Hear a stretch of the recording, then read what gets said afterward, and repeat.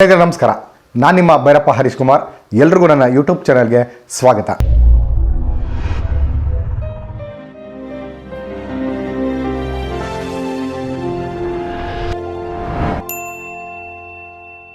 ಸ್ನೇಹಿತರೆ, ನಾನು ಇವತ್ತು ಒಂದು ಸಿನಿಮಾ ರಿವ್ಯೂವನ್ನು ಮಾಡಲಿಕ್ಕೆ ನಿಮ್ಮ ಮುಂದೆ ಬಂದಿದ್ದೀನಿ. ಸಾಮಾನ್ಯವಾಗಿ ನಾನು ಸಿನಿಮಾ ರಿವ್ಯೂಗಳನ್ನು ಮಾಡೋದಿಲ್ಲ. ರಾಜ್ಕುಮಾರ ಸಿನಿಮಾ ರಿವ್ಯೂವನ್ನು ಮಾಡಿದ್ದೆ, ಅದು ಬಿಟ್ಟರೆ ಗಂಧದ ಗುಡಿ ಪುನೀತ್ ರಾಜ್ಕುಮಾರ್ ಅವ್ರ ಸಿನಿಮಾನ ರಿವ್ಯೂ ಮಾಡಿದೆ, ಅದು ಬಿಟ್ಟರೆ ಇದೇ ಅಂತ ಅನಿಸುತ್ತೆ ಸಿನಿಮಾ ರಿವ್ಯೂ ಮಾಡ್ತಾ ಇರೋದು. ಯಾತಕ್ಕಂದರೆ ಇದು ಒಂದು ಸಾಮಾಜಿಕ ಕಳಕಳಿ ಇರುವಂಥ ಸಿನಿಮಾ ಆಗಿರೋದ್ರಿಂದ ಇದ್ರ ಬಗ್ಗೆ ಒಂದು ವಿಡಿಯೋ ಮಾಡಬೇಕು ಅನ್ನಿಸ್ತು. ಹಾಗಾಗಿ ನಾನು ಇವತ್ತು ವಿಡಿಯೋ ಮಾಡ್ತಾ ಇದ್ದೀನಿ ಸ್ನೇಹಿತರೆ. ಹೌದು, ಇತ್ತೀಚೆಗೆ ತೆರೆ ಕಂಡಿರುವಂಥ ನಾಯಕ ನಟ ದರ್ಶನ್ ರವರ ಅಭಿನಯದ ಕಾಟೇರ ಸಿನಿಮಾದ ಬಗ್ಗೆ ನಾನಿವತ್ತು ನನ್ನ ಅಭಿಪ್ರಾಯವನ್ನು ದಾಖಲು ಮಾಡೋದಕ್ಕೆ ನಾನು ಈ ವಿಡಿಯೋನ ಮಾಡ್ತಾಯಿದ್ದೀನಿ ಸ್ನೇಹಿತರೆ. ಬಹಳ ಅದ್ಭುತವಾದಂಥ ಸಿನಿಮಾ.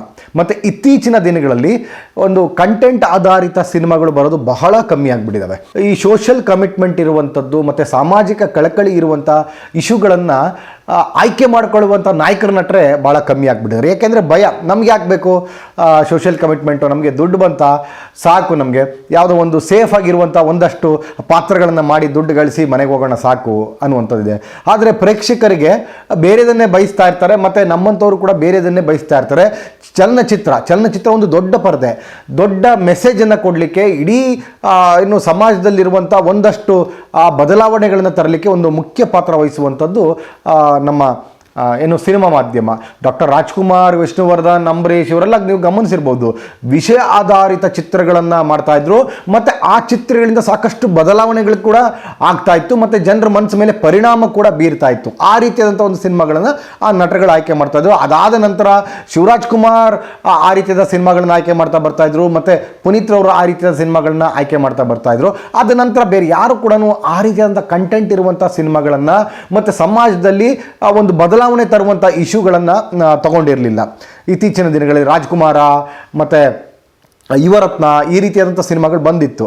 ಸೊ ಹಾಗಾಗಿ ನಾವು ಪುನೀತ್ ರಾಜ್ಕುಮಾರ್ ಅವರ ಸಿನಿಮಾ ನೋಡ್ಲಿಕ್ಕೆ ಹೋಗ್ತಾ ಇದ್ದೆ, ಮನೆ ಮಂದಿ ಎಲ್ಲ ಕೂತು ನೋಡ್ಬೋದಾಗಿತ್ತು. ಮತ್ತು ಒಂದು ವಿಷಯಕ್ಕೆ ಅಂಟ್ಕೊಂಡಿರ್ತಾರೆ, ಸಮಾಜದಲ್ಲಿ ಒಂದು ಜಾಗೃತಿಯನ್ನು ಮೂಡಿಸ್ತಾರೆ ಅನ್ನುವ ನಿಟ್ಟಿನಲ್ಲಿ ನೋಡ್ತಾ ಇತ್ತು ಈ ಬಾರಿ. ಮತ್ತು ಇಷ್ಟು ದಿವಸಗಳ ಕಾಲನ ಒಂದು 2-3 ಸಿನಿಮಾಗಳ ಹಿಂದೆ ದರ್ಶನ್ ರವರು ಯಾಕೋ ಗೊತ್ತಿಲ್ಲ ಫೇಲ್ ಆಗಿದ್ದರು ಆಯ್ಕೆ ಮಾಡೋದರಲ್ಲಿ. ಸಿನಿಮಾ ಕಥೆಯನ್ನು ಆಯ್ಕೆ ಮಾಡೋದ್ರಲ್ಲಿ ಫೇಲ್ ಆಗಿದ್ರು. ಕೇವಲ ಕಮರ್ಷಿಯಲ್ ಮಟ್ಟಕ್ಕೆ ಮಾತ್ರನೇ ಅವರು ಕೂಡ ನೋಡ್ತಾ ಇದ್ರು. ಆದರೆ ಈ ಸಿನಿಮಾದಲ್ಲಿ ಅವರೊಂದು ಚಾಲೆಂಜಾಗಿ ತಗೊಂಡಿದ್ದಾರೇನೋ, ಮತ್ತು ಒಂದು ಪ್ರಯತ್ನ ಪಡೋಣ ಅಂಥೇಳಿ ಒಂದು ದೊಡ್ಡ ಮನಸ್ಸು ಮಾಡಿ ಈ ಸಿನಿಮಾವನ್ನು ಕೈಗೆತ್ಕೊಂಡಿದ್ದಾರೆ. ಅದರಲ್ಲಿ ಯಶಸ್ವಿ ಕೂಡ ಕಂಡಿದ್ದಾರೆ.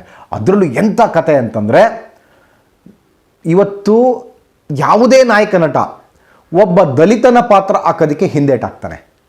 ಅಂಥ ಸಂದರ್ಭಗಳಲ್ಲಿ ದರ್ಶನ್ ರವರು ನಾನು ದಲಿತನ ಪಾತ್ರ ಹಾಕಿ ಸರ್ವೈವ್ ಆಗಬಲ್ಲೆ, ನಾನು ಉಸಿರಾಡಬಲ್ಲೆ, ಗೆಲುವನ್ನು ಗಳಿಸಬಲ್ಲೆ ಅಂಥೇಳಿ ಈ ಮೂಲಕ ತೋರಿಸಿದ್ದಾರೆ. ನಿಜಕ್ಕೂ ಗೆಲುವು ಸಿಕ್ಕಿದೆ. ಎಷ್ಟು ಚೆನ್ನಾಗಿ ಚಿತ್ರೀಕರಣವನ್ನು ಮಾಡಿದ್ದಾರೆ, ಎಷ್ಟು ಚೆನ್ನಾಗಿ ಕಥೆಯನ್ನು ಪೋಣಿಸಿದ್ದಾರೆ, ಎಷ್ಟು ಚೆನ್ನಾಗಿ ಕಥೆಯನ್ನು ಹಿಡಿದಿಟ್ಕೊಂಡಿದ್ದಾರೆ ಅಂತಂದರೆ ನಿಮಗೇನು ಅನಿಸುತ್ತೆ ಈ ಸಿನಿಮಾ ನೋಡುವಾಗ ಅಂತಂದರೆ, 30 ಸೆಕೆಂಡ್ ಕೂಡ, 1 ನಿಮಿಷ ಬೇಡ, 30 ಸೆಕೆಂಡ್ ಕೂಡ ನೀವು ಆ ಕಡೆ ಈ ಕಡೆ ನೋಡದೇ ಇರೋ ಥರದಲ್ಲಿ ಒಬ್ಬ ಪ್ರೇಕ್ಷಕನನ್ನು ಹಿಡಿದಿಟ್ಕೊಂಡಿರುತ್ತೆ. ಅದು ನನಗಾದಂಥ ಅನುಭವ. ಹೌದು ಸ್ನೇಹಿತರೆ, ಅಷ್ಟು ಚೆನ್ನಾಗಿ ಸಿನಿಮಾವನ್ನು ತೆಗೆದುಕೊಂಡು ಹೋಗಿರ್ತಾರೆ. ಮತ್ತು ಪ್ರತಿ ಹಂತಗಳಲ್ಲೂ ಕೂಡ ಮತ್ತು ಈ ಶೋಷಣೆ ಮಾಡುವಂಥ ಪರಿಸ್ಥಿತಿ ಇತ್ತಲ್ಲ, ಮತ್ತು ಮೇಲ್ವರ್ಗದ ಒಂದು ರೀತಿ ಪಟೇಲ್ಗಾರಿಕೆ ಮಾಡ್ತಾ ಇದ್ದಂಥ ಒಂದು ಸಮುದಾಯಗಳಿತ್ತವಲ್ಲ, ಮತ್ತು ಮೇಲ್ವರ್ಗದ ಜನ ಶೋಷಣೆ ಮಾಡ್ತಾ ಇದ್ದಂಥ ಸಮುದಾಯ ಇತ್ತಲ್ಲ, ಶೋಷಣೆ ಮಾಡೋದು ನಮ್ಮ ಜನ್ಮಸಿದ್ಧ ಹಕ್ಕು ಅನ್ನುವ ಭ್ರಮೆಯಲ್ಲಿ ಬದುಕ್ತಾ ಇತ್ತಲ್ಲ, ಅಂಥ ಜನರ ಶೋಷಣೆಗಳನ್ನು ನೋಡಿದಾಗ, ಮತ್ತು ಆ ನಾಯಕ ನಟ ಸಿಡಿದೇಳುವಂಥ ಸೀನ್ಗಳನ್ನು ನೋಡಿದಾಗ ನಾವು ಕೂತಿದ್ದ ಕಡೆ ನಾವೇ ನಿಂತು ಹೊಡಿರಿ, ಇನ್ನೇನು ಹೊಡಿಬೇಕು, ನಾಯಕ ನಟ ಯಾಕೆ ಹೊಡಿತಾ ಇಲ್ಲ ಅನ್ನೋ ಥರದ ನಮ್ಮಲ್ಲೇ ಕೂತಿರೋರ ಹತ್ರನೇ ಎದ್ದು ನಿಂತು ಅಲ್ಲಿ ತಣ್ಣೀರಾಗುವಂಥ ಸೀನ್ಗಳು ಬರ್ತಾ ಇದ್ದಾವೆ. ಆ ರೀತಿಯಾಗಿ ಡೈರೆಕ್ಟ್ರು ಸಿನಿಮಾ ಪ್ರೇಕ್ಷಕರನ್ನು ಹಿಡಿದಿಟ್ಕೊಂಡಿದ್ದಾರೆ. ಮತ್ತು ನಿರ್ಮಾಪಕರು ಕೂಡ ಅವ್ರಿಗೆ ತಕ್ಕಂಗೆ ಸ್ಪಂದಿಸಿದ್ದಾರೆ. ಅವರು ಕೇಳಿದ ರೀತಿಯಲ್ಲಿ ಅದ್ಧೂರಿಯಾಗಿ ಸಿನಿಮಾವನ್ನು ಮಾಡಿಕೊಟ್ಟಿದ್ದಾರೆ, ಬಹಳ ಚೆನ್ನಾಗಿ ಮಾಡಿಕೊಟ್ಟಿದ್ದಾರೆ. ಸ್ನೇಹಿತರೆ, ಡಾಕ್ಟರ್ ರಾಜ್ಕುಮಾರ್ ಕುಟುಂಬವನ್ನು ಯಾತಕ್ಕೆ ಕರ್ನಾಟಕದ ಜನ ಅಷ್ಟು ಪ್ರೀತಿ ಮಾಡ್ತಾರೆ ಅಂತಂದರೆ ಈ ಥರದ ಕಾರಣಕ್ಕೇ. ಅವರು ಕಂಟೆಂಟ್ಗಳನ್ನ ಆಯ್ಕೆ ಮಾಡೋದಿದೆಯಲ್ಲ, ಅದರಲ್ಲಿ ಬಹಳ ಮುತುವರ್ಜಿಯನ್ನು ವಹಿಸ್ತಾರೆ. ಮತ್ತು ಈ ದಲಿತನ ಪಾತ್ರ ಹಾಕೋದಿದೆಯಲ್ಲ, ಅದು ಸಾಮಾನ್ಯವಾದ ವಿಚಾರ ಅಲ್ಲ. ಅದು ಡಾಕ್ಟರ್ ರಾಜ್ಕುಮಾರ್ ಅವರ ಕುಟುಂಬ ಜೀರ್ಣಿಸ್ಕೊಂಡಿದೆ.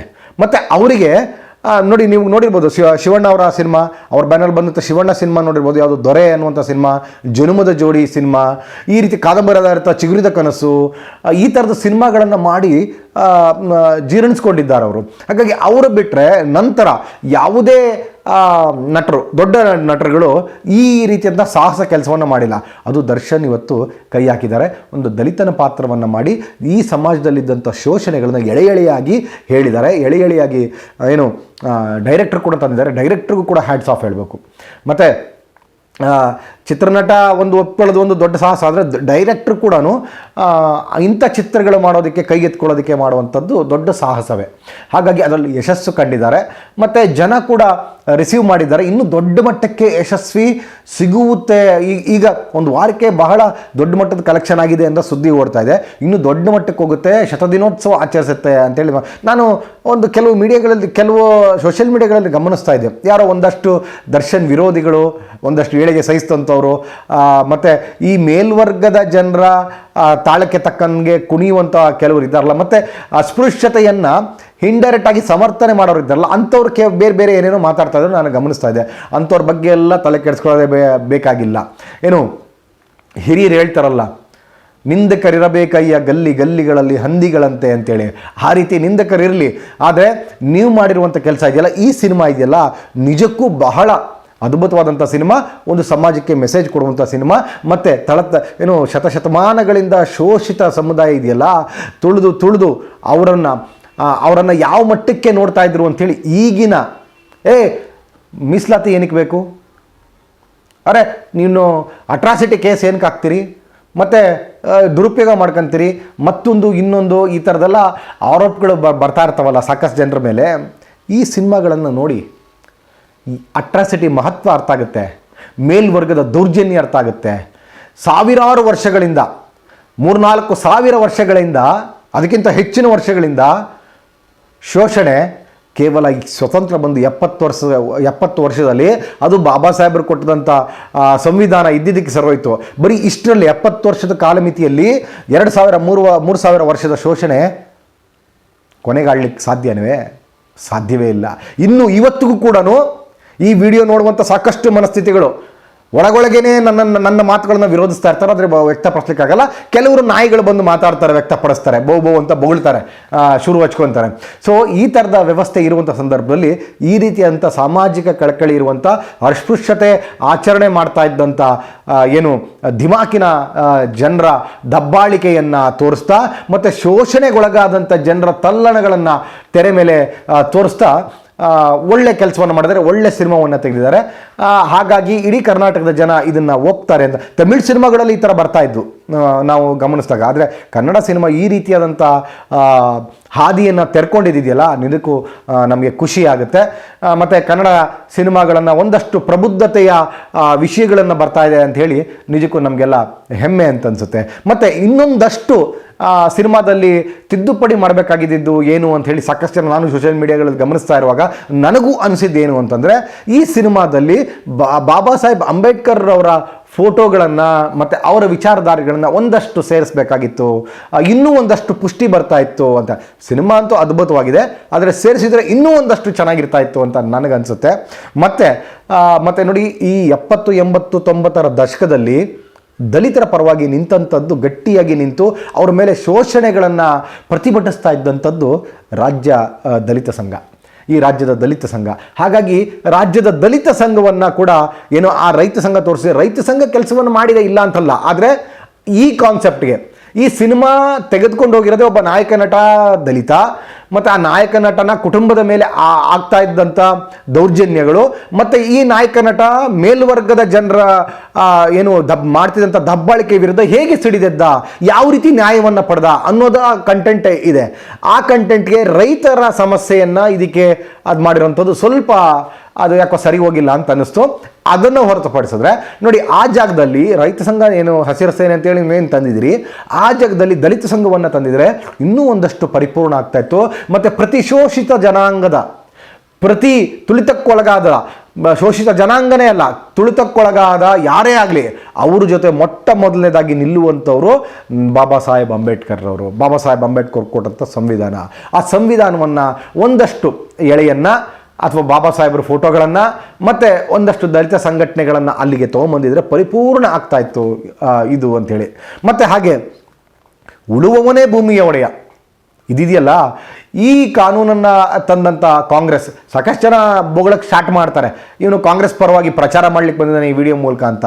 ನೀವು ಏನಾದರೂ ಅಂದ್ಕೊಳ್ಳಿ, ನಾಯಿ ಬೊಗಳಿದ್ರೆ ದೇವಲೋಕ ಹಾಳಾಗುತ್ತೆ ಅಂತ ಹೇಳ್ತಾರಲ್ಲ. ಹಾಗಾಗಿ ನಾನು ಈ ಥರದ ಮಾತುಗಳಿಗೆಲ್ಲ ತಲೆ ಕೆಡಿಸ್ಕೊಳ್ಳಲ್ಲ. ಆನೆ ನಡೆದಿದ್ದೇ ಹಾದಿ ಅಂಥೇಳಿ ನಮ್ಮ ಪಾಡಿಗೆ ನಾವು ಹೋಗ್ತಾ ಇರ್ತೀವಿ, ನೀವು 1000 ಮಾತುಗಳನ್ನು ಮಾತಾಡ್ಕೊಳ್ಳಿ. ಆದರೆ ಈ ಆ ಸಂದರ್ಭದಲ್ಲಿ ನೀವು ಇಂದಿರಾ ಗಾಂಧಿಯವರ ಒಂದಷ್ಟು ತುಣುಕುಗಳನ್ನು ತೋರಿಸ್ಬೇಕಾಗಿತ್ತು. ಮತ್ತು ದೇವರಾಜ ಅರಸು ಅವರು ಏನು ನಾಯಕ ನಟಿ ಪೇಪರ್ ಓದ್ತಾರಲ್ಲ, ದೇವರಾಜ ಅರಸು ಅವರು, ಅದಾದ ನಂತರ ದೇವರಾಜ ಅರಸು ಅವರ ಕನಿಷ್ಠ ಒಂದು 30 ಸೆಕೆಂಡ್ಸ್ ದೇವರಾಜ ಅರಸು ಅವರ ತುಣುಕುಗಳನ್ನು ತೋರಿಸ್ಬೇಕಾಗಿತ್ತು. ಆಗ ನಡೆದಂಥ ಒಂದಷ್ಟು ಇದನ್ನು ತೋರಿಸಿದರೆ ಇನ್ನೂ ಕೂಡ ಪರಿಪೂರ್ಣ ಆಗ್ತಾಯಿತ್ತು.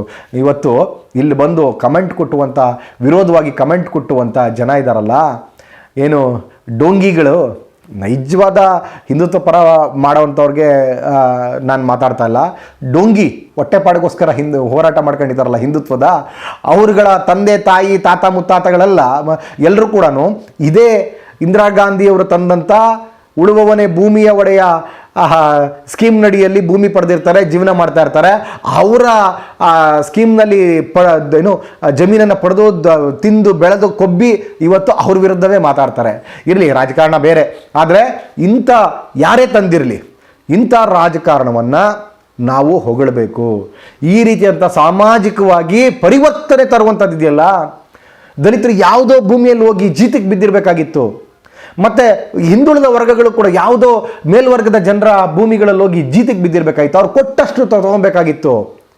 ಅವರು ಬೇಡ ಅಂತಂದರೆ ಮಾಡಬಾರ್ದಾಗಿತ್ತು. ಈ ರೀತಿಯಂಥ ಪರಿಸ್ಥಿತಿಯಲ್ಲಿ ಒಂದು ಕ್ರಾಂತಿ ತಂದಂಥ ಸ್ಕೀಮ್ ಇತ್ತಲ್ಲ, ಆ ಸ್ಕೀಮನ್ನು ತರುವಾಗ ಈ ದೇಶದ ಉಕ್ಕಿನ ಮಹಿಳೆ ಅಂತ ಖ್ಯಾತಿ ಪಡೆದಂಥ ಇಂದಿರಾ ಗಾಂಧಿಯವರ ಒಂದಷ್ಟು ತುಣುಕನ್ನು ಹಾಕಬೇಕಾಗಿತ್ತು ಅಂತ ನನಗೆ ವೈಯಕ್ತಿಕವಾಗಿ ಅನ್ನಿಸ್ತಾ ಇದೆ. ನಿಜಕ್ಕೂ ಈ ಪವರ್ ಏನು ಮತ್ತು ಅದರಿಂದ ಏನೇನು ಆಯಿತು ಅನ್ನುವಂಥದ್ದು ಕೂಡ ಮುಂದಿನ ಬೇರೆ ಬೇರೆ ಸಿನಿಮಾಗಳಲ್ಲಿ ಇದೇ ನಿರ್ದೇಶಕರು, ಇದೇ ನಾಯಕ ನಟ ಕಾಂಬಿನೇಷನ್ನಲ್ಲಿ ಬರಲಿ ಅಂತೇಳಿ ನಾನು ಭಾವಿಸ್ತೀನಿ. ಮತ್ತು ಒಟ್ಟಾರೆ ಸಿನಿಮಾ ಬಹಳ ಅದ್ಭುತವಾಗಿ ಬಂದಿದೆ, ತುಂಬ ಚೆನ್ನಾಗಿ ಬಂದಿದೆ. ದರ್ಶನ್ ಅವರು ಕೂಡ ತುಂಬ ಚೆನ್ನಾಗಿ ಮಾಡಿದ್ದಾರೆ. ಮತ್ತು ನಟಿ ಶ್ರುತಿಯವರು, ಅವರು ಕೂಡ ದಲಿತರ ಪಾತ್ರ ಹಾಕುವ ಮೂಲಕ ಮತ್ತು ಅದಕ್ಕೆ ಪರಿಪೂರ್ಣತೆಯನ್ನು ಒದಗಿಸಿದ್ದಾರೆ. ಮತ್ತು ಅವರ ನಟನೆ ಇದೆಯಲ್ಲ, ಎಷ್ಟು ಚೆನ್ನಾಗಿ ಮಾಡಿದ್ದಾರೆ ಅಂತಂದರೆ ನೈಜವಾಗಿ ಅಭಿನಯ ಮಾಡಿದ್ದಾರೆ ಶ್ರುತಿಯವರು. ನಿಜಕ್ಕೂ ಶ್ರುತಿಯವ್ರಿಗೂ ಕೂಡ ಅಭಿನಂದನೆಗಳು, ಬಹಳ ನೈಜವಾಗಿ ಅಭಿನಯಿಸಿದ್ದೀರಿ. ಮತ್ತು ಕುಮಾರ್ ಗೋವಿಂದ್ರವರು, ಅವರು ಕೂಡ ಬಹಳ ಚೆನ್ನಾಗಿ ನಟನೆಯನ್ನು ಮಾಡಿದ್ದಾರೆ. ಒಟ್ಟಾರೆ ಎಲ್ಲವೂ ಕೂಡ ಬಹಳ ಚೆನ್ನಾಗಿ, ಮ್ಯೂಸಿಕ್ ಭಾಳ ಚೆನ್ನಾಗಿದೆ. ನಾಯಕ ನಟಿ ಇದು ಮೊದಲನೇ ಸಿನಿಮಾ. ಮತ್ತು ಖ್ಯಾತ ನಟಿ ಮಾಲಾಶ್ರೀ ಅವರ ಮಗಳು ತಕ್ಕ ಮಟ್ಟಿಗೆ ಮಾಡಿದ್ದಾರೆ ಅಂತ ಆಹಾ ಓಹೋ ಅನ್ನುವ ಥರದಲ್ಲಿ ಇಲ್ಲ ಅಂತಂದ್ರೂ ಕೂಡ ಆ ಹುಡುಗಿಗೆ ತಕ್ಕಂಥ ಪಾತ್ರವನ್ನು ಮಾಡಿದ್ದಾರೆ. ಆದರೆ ಇನ್ನೊಂದಷ್ಟು ಮೆಚ್ಯೂರಿಟಿಯ ನಟನೆ ಬೇಕು. ಮೊದಲನೇ ಸಿನಿಮಾದಲ್ಲಿ ಅಷ್ಟು ನಾವು ಎಕ್ಸ್ಪೆಕ್ಟ್ ಮಾಡಲಿಕ್ಕೆ ಆಗೋದಿಲ್ಲ, ಆದರೆ ಈ ಸಿನಿಮಾಗೆ ತಕ್ಕಂಥದ್ದು ಮಾಡಿದ್ದಾರೆ. ಆದರೆ ಇನ್ನೂ ಒಂದಷ್ಟು ಹೋಗ್ತಾ ಒಂದಷ್ಟು ಹದ ಆಗ್ತಾರೆ ಅಂತ ಅಂದ್ಕೊಂಡಿದ್ದೀನಿ. ಒಂದಷ್ಟು ಮೆಚ್ಯೂರಿಟಿಯ ನಟನೆ ಹೆಣ್ಣುಮಗಳಲ್ಲಿ ಇನ್ನೂ ಒಂದಷ್ಟು ಕಾಣಬೇಕು. ಇನ್ನೊಂದಷ್ಟು ತೀಡಿ ನಟನೆಯಲ್ಲಿ ಇನ್ನೊಂದಷ್ಟು ಪರಿಪಕ್ವ ಆಗಬೇಕು ಅಂತ ನನಗೆ ಅನಿಸಿದಂಥ ಪ್ರಾಮಾಣಿಕವಾದಂಥ ಅಭಿಪ್ರಾಯ ಇದು. ಹೌದು ಸ್ನೇಹಿತರೆ, ಈ ರೀತಿಯಾದಂಥ ಸಿನಿಮಾಗಳನ್ನು ನೀವೆಲ್ಲ ನೋಡಬೇಕು. ನನ್ನ ಈ ವಿಡಿಯೋ ಉದ್ದೇಶವೇ ನೀವೆಲ್ಲ ಹೋಗಿ ಈ ಸಿನಿಮಾವನ್ನು ನೋಡಿ, ಮೇಲ್ವರ್ಗದ ಜನರ ದಬ್ಬಾಳಿಕೆ ಹೇಗಿತ್ತು, ದಲಿತರ ತಲ್ಲಣಗಳು ಹೇಗಿತ್ತು, ಯಾವ ರೀತಿ ಶೋಷಣೆಗಳನ್ನು ಅನುಭವಿಸ್ತಿದ್ರು, ಆ ಶೋಷಣೆಗೆ ಇನ್ನೂ 50 ವರ್ಷ ಅಲ್ಲ, 100 ವರ್ಷ ಅಲ್ಲ, ಈ ಶೋಷಣೆ ಸಮಾಜ ಇರುವ ತನಕ ಮೀಸಲಾತಿ ಆಗ್ಬೋದು, ಮತ್ತು ದಲಿತರಿಗೆ ವಿಶೇಷವಾಗಿ ಕಾಣುವಂಥ ಒಂದಷ್ಟು ಯೋಜನೆಗಳಾಗ್ಬೋದು, ಅದನ್ನು ಇರಬೇಕು ಅಂಥೇಳಿ ನೀವೇ ವಾದವನ್ನು ಮಾಡ್ತೀರಿ. ಸೊ ಆ ರೀತಿಯಾಗಿ ಶೋಷಣೆಗಳನ್ನು ಮನುಷ್ಯನ ರೀತಿಯಲ್ಲಿ ನೋಡದೆ ಮೃಗದ ರೀತಿಯಲ್ಲಿ ನೋಡಿರುವಂಥ ಘಟನೆಗಳನ್ನು ನೀವೆಲ್ಲ ನೋಡಬೇಕು. ಶೋಷಣೆ ಮಾಡಿದಂಥ ಸಮುದಾಯದ ಈಗಿನ ಪೀಳಿಗೆ ಹುಡುಗರಿದ್ದಾರಲ್ಲ, ನನ್ನ ಹಿರಿಯರು ಎಷ್ಟು ಅಸಹ್ಯವಾಗಿ ನಡ್ಕೊಂಡಿದ್ದಾರೆ ಅಂತೇಳಿ ನಾಚಿಕೆಯ ಜೊತೆ ಅವರ ಆತ್ಮವಿಮರ್ಶೆಯನ್ನು ಕೂಡ ಮಾಡಿಕೊಂಡು ಪರಿವರ್ತನೆಯಾಗಿ ಸಮಾಜ ಸುಧಾರಣೆ ಮಾಡುವ ಸಮಾಜ ಸುಧಾರಣೆ ಮಾಡೋ ಕಡೆ ಈ ಯುವಕರು ಕೂಡ ಮೇಲ್ವರ್ಗದ ಈಗಿನ ಯುವಕರು ಕೂಡ ಹೆಜ್ಜೆ ಇಡಬೇಕು ಅಂತೇಳಿ ನಾನು ಬಯಸ್ತಾ ಇದ್ದೀನಿ, ನಾನು ಮನವಿಯನ್ನು ಮಾಡ್ತೀನಿ. ಹಾಗಾಗಿ ಎಲ್ಲರೂ ಬಿಡು ಮಾಡಿಕೊಂಡು ಈ ಸಿನಿಮಾವನ್ನು ನೋಡಿ ಈ ರೀತಿಯಾದ ಸಿನಿಮಾವನ್ನು ಗೆಲ್ಲಿಸಬೇಕು. ಮತ್ತು ಬೇರೆ ಬೇರೆ ರಾಜ್ಯಗಳಲ್ಲೂ ಕೂಡ ಈ ಸಿನಿಮಾ ತೆರೆ ಕಾಣಲಿ, ಬೇರೆ ಬೇರೆ ಭಾಷೆಗಳಲ್ಲೂ ಕೂಡ ಸಿನಿಮಾ ತೆರೆಕೊಂಡು ಶತದಿನೋತ್ಸವ ಆಚರಿಸಲಿ. ದರ್ಶನ್ ರವರ ಒಟ್ಟಾರೆ ಹೇಳಬೇಕಾದ್ರೆ ದರ್ಶನ್ ರವರ ಕೆರಿಯರ್ನಲ್ಲಿ ಸಂಗೊಳ್ಳಿ ರಾಯಣ್ಣ, ನಾನು ಇಷ್ಟಪಟ್ಟ ಸಂಗೊಳ್ಳಿ ರಾಯಣ್ಣ ನಂತರದ ಅತ್ಯುತ್ತಮ ಚಿತ್ರ ಇದು, ಅತ್ಯುತ್ತಮ ಚಿತ್ರ. ಈ ಚಿತ್ರ ದರ್ಶನ್ ರವರ ಕೆರಿಯರ್ನಲ್ಲೇ ಒಂದು ಇತಿಹಾಸದ ಪುಟದಲ್ಲಿ ದಾಖಲಾಗಿದೆ. ಅಷ್ಟು ಚೆನ್ನಾಗಿ ಈ ಸಿನಿಮಾ ಮೂಡಿ ಬಂದಿದೆ. ನೀವೆಲ್ಲ ನೋಡಿ ನಿಮ್ಮ ಅಭಿಪ್ರಾಯಗಳನ್ನು ತಿಳಿಸಿ. ಇದು ಕೇವಲ ನನ್ನ ಅಭಿಪ್ರಾಯ, ಹಾಗಾಗಿ ನನ್ನ ಅಭಿಪ್ರಾಯ ನೀವೆಲ್ಲರೂ ಒಪ್ಪಲೇಬೇಕು ಅಂತಲೂ ಏನಿಲ್ಲ. ನನ್ನ ಅಭಿಪ್ರಾಯ ಪ್ರಾಮಾಣಿಕವಾಗಿ ದಾಖಲು ಮಾಡುವಂಥ ಕೆಲಸವನ್ನು ಮಾಡಿದ್ದೀನಿ ಅಷ್ಟೇ. ನೀವೆಲ್ಲ ಸಿನಿಮಾ ನೋಡಿ ಸಿನಿಮಾಗೆ, ಕನ್ನಡ ಸಿನಿಮಾಗಳಿಗೆ, ಈ ರೀತಿಯಂಥ ಸದಾಭಿರುಚಿ ಸಿನಿಮಾಗಳಿಗೆ ನೀವೆಲ್ಲ ಪ್ರೋತ್ಸಾಹ ಕೊಡಬೇಕು ಅಂತ ಮನವಿಯನ್ನು ಮಾಡ್ತಾ ನನ್ನ ಮಾತನ್ನು ಮುಗಿಸ್ತೀನಿ. ನಮಸ್ಕಾರ.